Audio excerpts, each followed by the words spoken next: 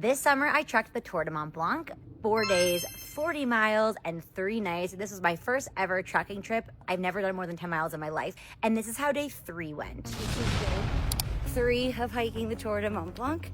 And we got so lucky with a private room at this refuge last night. We were supposed to be in an 8-person dormitory.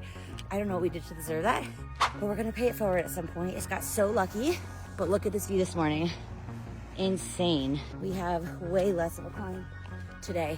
Let's see how this goes. When they say these kinds of physical challenges bring you through peaks and valleys, day 3 would have been a peak. Don't get me wrong, after meeting some friends who talked about the prospect of a bus that would bring us up the first 3 to 4 miles of the trek, only for the bus to be 30 minutes behind, and my husband, a hiking purist, you would have thought I started this day grumpier than I did, but we had 2 very hard days behind us, and the first 4 miles of this day were relatively even terrain. However, there are always trade-offs, and this day we traded extremely steep terrain at the beginning of the day for an absolute lack of shade. We were exposed to the sun this entire day, and Luke drank all his water in the first 2 hours, which freaked me out at first, but this was the day we finally realized you can actually drink the water straight out of the streams here. The clean water in Europe simply cannot be beat. This day was 11 miles long with a 3,148-foot ascent.